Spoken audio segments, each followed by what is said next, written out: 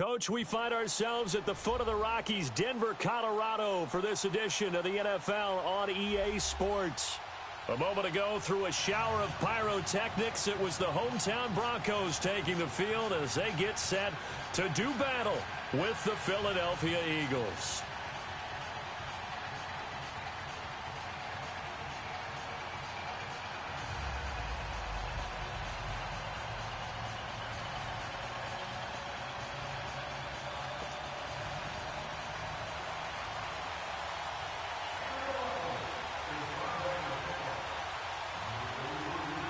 The Broncos will kick. Here's Brandon McManus to start us, and we are off from Denver. This one taken just inside the 10. And he'll take it up past the 25 to the 26-yard line.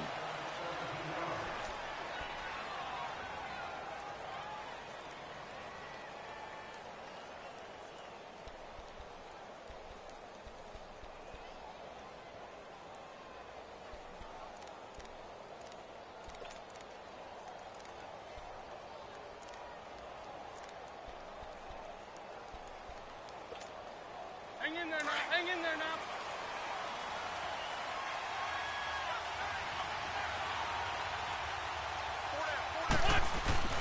Now a play fake here on first down. Under a heavy rush, and down he goes. Brandon Marshall not dropping into coverage. He comes on the blitz and takes him down for a loss of 9.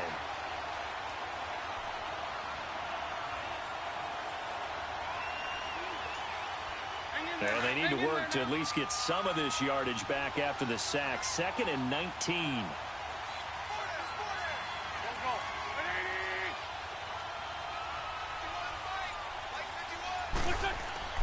Throwing is Wentz.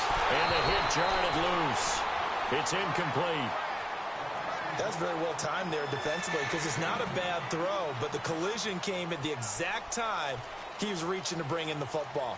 Really, really well done. Decent offense, just better defense. I think you're right. An incomplete pass on that last play, and that means they'll need to come up with something here on 3rd down. Working from the gun, Wentz. Aguilar has him. And he's got the first down yardage before being taken down at midfield. A gain of 32 that time. Usually hitting a deep post pattern, as we just saw there for a big gainer, that's tough to do because you usually have a safety or two in the middle of the field.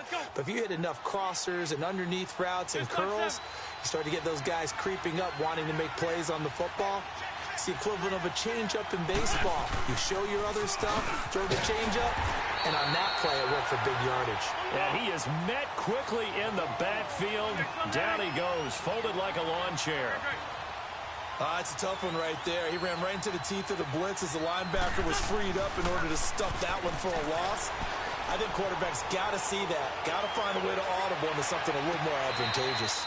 Looking left sideline, incomplete. They try to throw on 2nd down, but this one is incomplete.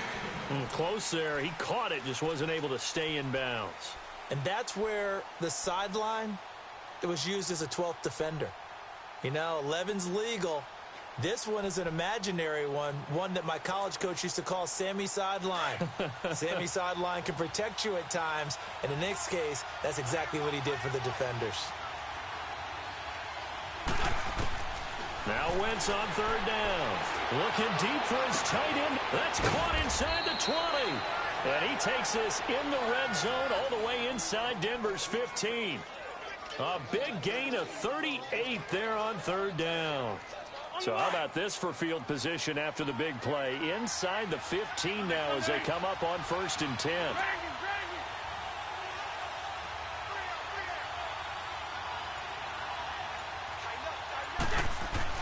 From the red zone now, Wentz. Trying for the tight end, Ertz, and it's intercepted. Picked off down near the 5. And he will take this across midfield and down to the 48-yard line. Certainly not how they envisioned ending their opening drive here in the first quarter. Too many ones in this play.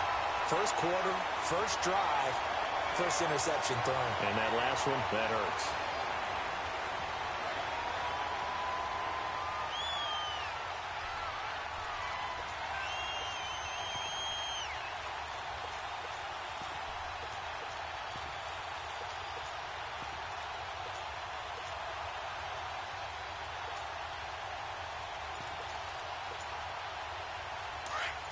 52.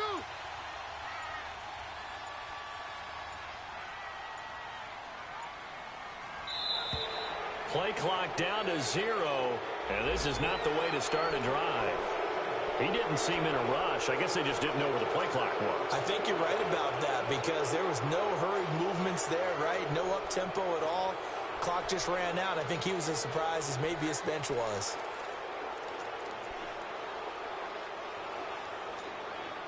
Now they need 15 yards on this series after the delay of game. 1st and 15. There. Hey, go Roger. Very left. Hey, 52.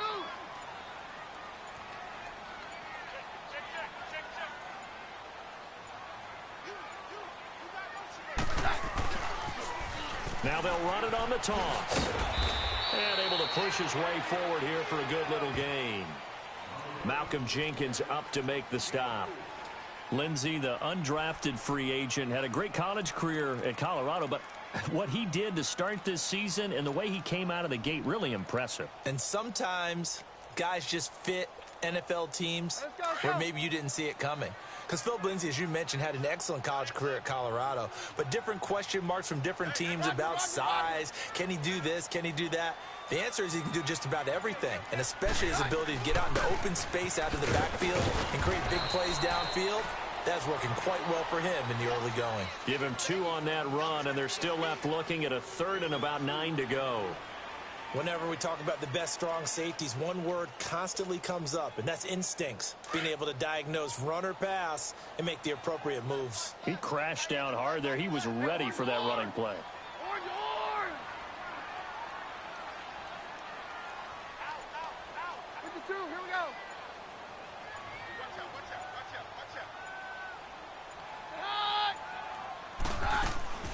Throwing on 3rd down, Keenum.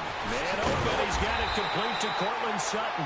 And he's got this down to the 35. The quick slant, good for a 1st down, a gain of 12. After getting that turnover on the first drive of the game, you'd hate to just stall out the momentum, go 3 and out. They're able to avoid that there. Yeah, we talk about complementary football all the time, but I think it's a little bit deeper than that. Defense went out, forced a turnover, gave the ball to the offense. It's now the offense's responsibility to pay that off for them. To show respect to them. Hey, you guys got a turnover. We appreciate it. They want to continue their drive. Tackle made that time by Brandon Graham. Well, we saw him there trying to get it to the outside, trying to get to the perimeter, but not a whole lot of room there. But there's got to be one positive to that. If you keep moving laterally, creases tend to develop as the game moves on, and they can run it back inside later.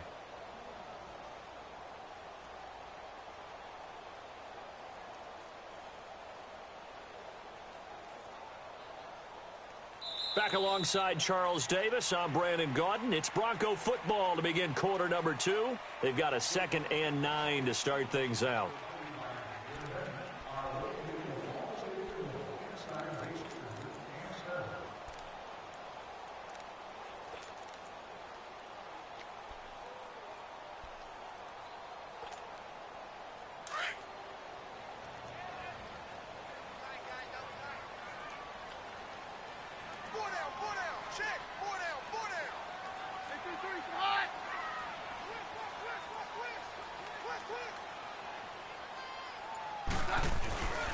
Back to the ground, this time with Freeman. And he'll get a little over 2, maybe a full 3 down to the 32-yard line. Early down stuff to put this offense in a precarious position. We know that securing the point of attack, especially against the big-bodied guys in the middle of this D, has got to be priority 1.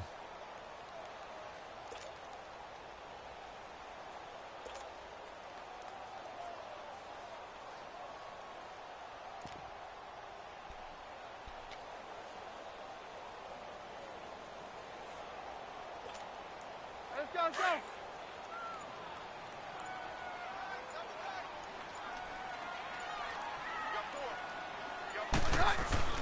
Throwing is Keenum on 3rd down. And he will have a man, Demaryius Thomas. And he gets the 1st down here as he's taken down at the 24. A Bronco 1st down. Keenum hooking up with Thomas.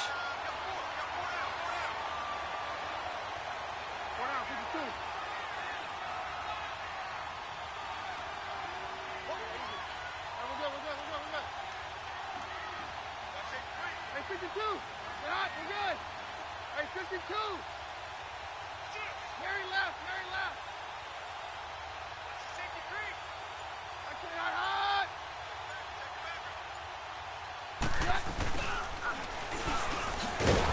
And he's going to lose yardage and be backed up to the 25.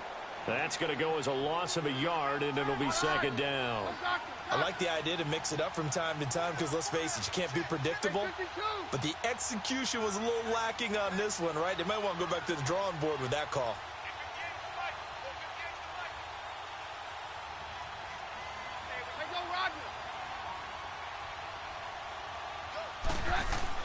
To throw on second down is Keenum.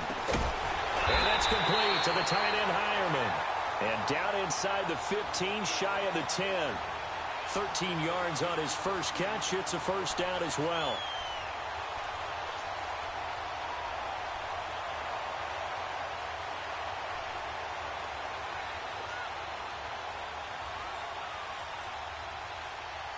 Broncos with their first trip to the red zone thus far. It's 1st and 10 from the 12.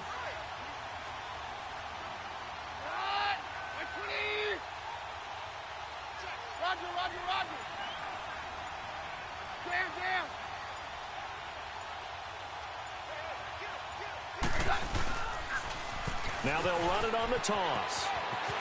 And he is into the end zone for a Denver touchdown. A great effort there. A 12-yard touchdown run. And the Broncos are in for 6.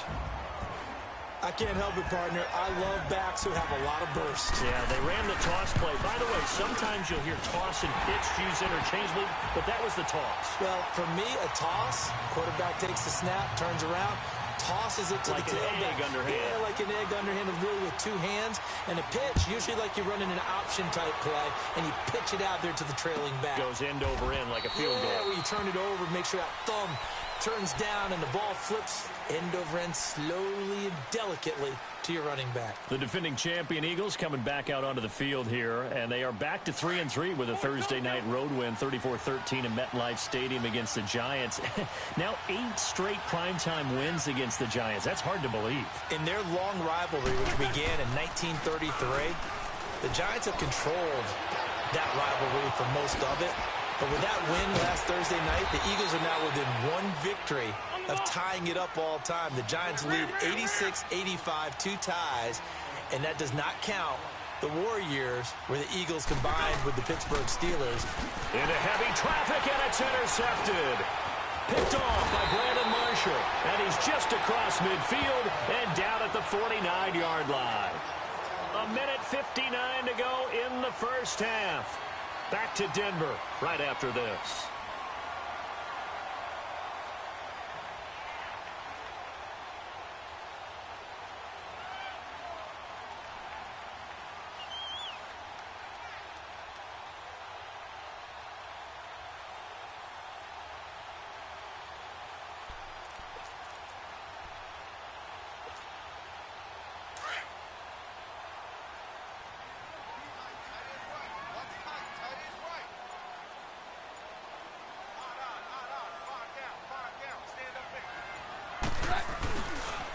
Now a handoff looking right. Room here to run. There he goes right side. And all the way home for a Broncos score. A great play there with his second touchdown here in this first half. And the Broncos will extend their lead. And always a good first half when you can hit pay dirt twice. And it never hurts to have that good feeling as the game moves on. Just think about halftime. If that's all he gets, he'll just sit there at the half and think, all right, 2 already. I can get some more. I can get some more. And he'll be encouraging his offensive line to create some space.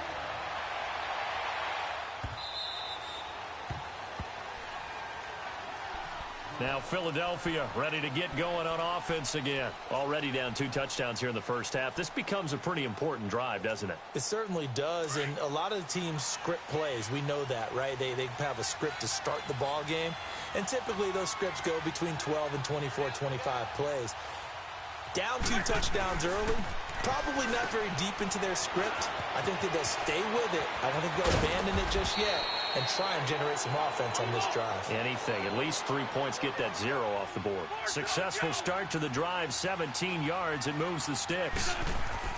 On 1st and 10, here's Wentz. And his throw here's incomplete. Jordan Matthews, the one he was looking for. That'll bring up 2nd down. Well, let's take a step back and look league-wide here, Charles. What contender do you think is in the most trouble through 6 weeks? I would not have thought Jacksonville a couple of weeks ago, but, boy, very flat performances against KC and Dallas. Yeah, and we expect them to be a dominant team on the defensive side of the ball week in and week out, and Dallas just shredded them in their game on Sunday. But I don't think Jacksonville's in as much trouble as maybe Denver is. Denver's 2-4. 4 straight losses, and Kansas City setting a heck of a pace in the AFC West. Vance Joseph, the second-year coach in Denver, many thought he wouldn't return after last year. Got a second opportunity. This isn't helping him. And last but not least, if we're talking about this group of people, how about the Atlanta Falcons? They're also 2-4, but they got a much-needed win against Tampa Bay on Sunday. If we knew they could get their defensive players back, I'd like them a lot more. They've got a tough road ahead of them, but Matt Ryan, he can help equalize things out. Forced out to his left. And stopped a few yards shy of the goal line at the 3.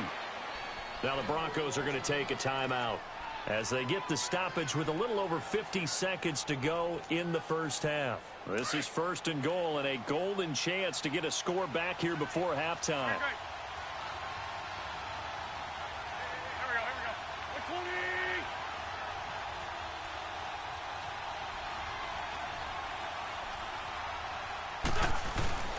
They'll go to Adams, try to pound it in. And he'll keep working toward that end zone as he's down to about the 2-yard line.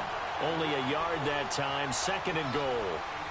Good first step there defensively, but they're still knocking on the doorstep, so maybe another run here? I think so. And one of my favorite coaches, you say, son, if you could darn near lay down near the end zone and get in, give me my best power running play with my best back right now. Go. Shorty. Take 4.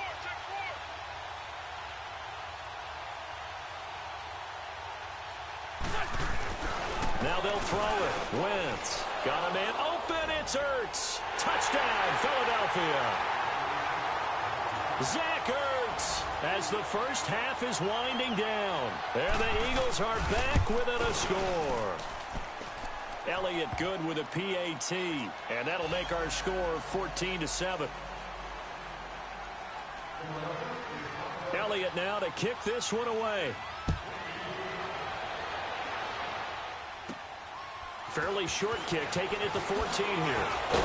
And they're going to start this drive in pretty good shape as they get it up past the 30. The Denver Broncos sitting at 2-4 right now. They're going to take over the possession here again on offense, but the 23-20 loss against Los Angeles, it's now a 4-game losing streak. Is there a hot seat right now for Vance Joseph? Unfortunately, I'd have to say yes, and the reason being they had a really rough year his first year as the head coach in Denver, and there's a lot of speculation about whether he would even get a second year. Got the vote of confidence from ownership and management, came back for year 2. But here's the problem. He's a former defensive coordinator. Defense is his forte. His team is now the first in NFL history to allow 200-plus yard rushers in back-to-back weeks. 219 to Isaiah Crowell of the Jets. That was on the road in Week 5. And then this past week against Todd Gurley at home with 208. And coming up, they're at Arizona. David Johnson licking his chops, wanting to get right. And then they play at Kansas City. That's Kareem Hunt. Trying to get it to Thomas, and it's intercepted. Picked off by Ronald Darby. And the return here is stopped at the 35-yard line. So we're at halftime here in Denver with the Broncos leading this one. As we are off to Orlando now to check in with Jonathan Coachman and our EA Sports halftime report. Coach, Broncos with a lead, and they will be receiving this kickoff here as quarter 3 is underway. A very interesting call and one that backfires. I know they're losing, Charles, but boy, to start the second half with the onside kick, risky. Felt like a sense of urgency from their side, coupled with, you and I both know the special teams coordinators, they sell their key plays each and every week to the head coach, don't they?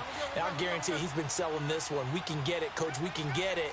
and that came together with that sense of urgency you talked about. And they'll try the ground game here with the running back. And this one goes nowhere. Losing yardage on the play back at the 46. I know when I was a kid, I always got real excited when I saw those lateral-type runs. But the best backs that made it happen, they put a foot in the ground and just go. That didn't happen there. That play got swallowed up. And they'll run it here. And he'll get it down on the play to the 37. Give him 10 yards on the pickup, and that'll bring up a 3rd and 1. They're trying to show that they can run the ball and protect this lead. Give it to the backs, play a little bit of keep away, don't you think? And that's probably a good philosophy at this point, going to make that defense stand up and stop him. Gets by him at the 25, and he works it past the 30, almost to the 25. It's another 10 yards on that one, and another 1st down. For a lot of guys playing this game, there's no better feeling than running right through a tackle. He's able to lower his center of gravity and turn his legs for a really nice pickup.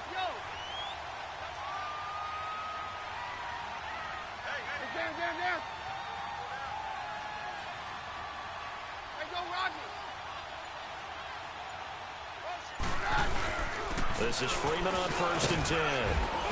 Down to the 25. 2 yards on the pickup there. It'll be 2nd and 8. Looks like they're establishing a pretty good pattern here because they've been very heavy in the running game on the last 4 plays. Yeah, you took the words right out of my mouth. So far, 4 plays in this drive, all 4 on the ground.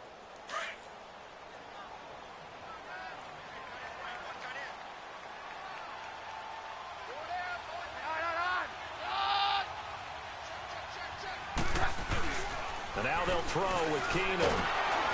And he takes a shot on the release as this will be incomplete. He couldn't get the hook up there that time with Thomas, and that'll make it 3rd down. Oh, that's got to frustrate him a little bit because they nearly got to him there, and it would have been the first sack of the game. Instead, they're able to influence the release, and they did force the incomplete pass. Roger. To throw, it's Keenum. And incomplete here on 3rd down. We've seen good cover skills on display throughout this game, really from both teams. And there's another nice example there of them making it difficult to complete a pass. And McManus able to put it through. And they will move up by 10 now, 17-7. So put another 3 on the board. All things considered, a good opening drive to begin the 3rd quarter. And as a defense, the way that this game is going, you're excited to see those points go on the board. Gives them a little bit of leeway to play with when they're out on the field, but they're real excited to see their offense score. Now they get to go out there and do their part. So here are the Eagles now as they get set for their first possession of the 2nd half. They're down in this game. A chance for the offense, though, to put something on the board, get some momentum here in half 2. Try and get things kick-started for them. And you know at the half, they discussed how they were going to get that done. This is where scripting comes into play a lot of the time. How many plays do you script coming out of the second? Most of the time in the first half, you're scripting 12 to 16. I think in the second half, you're really scripting more like 8 to 10. Kind of a starter or an opener, whatever terminology they use. Just something to get you off to a quick start. Throw left side complete. That's Perkins. And he'll get it up to the 33-yard line. A good pickup there. 8 yards on the first down completion.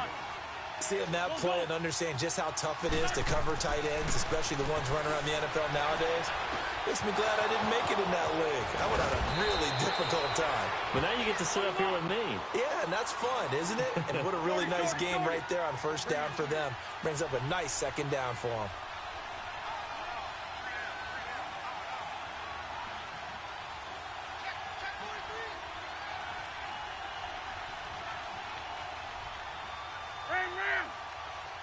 Two.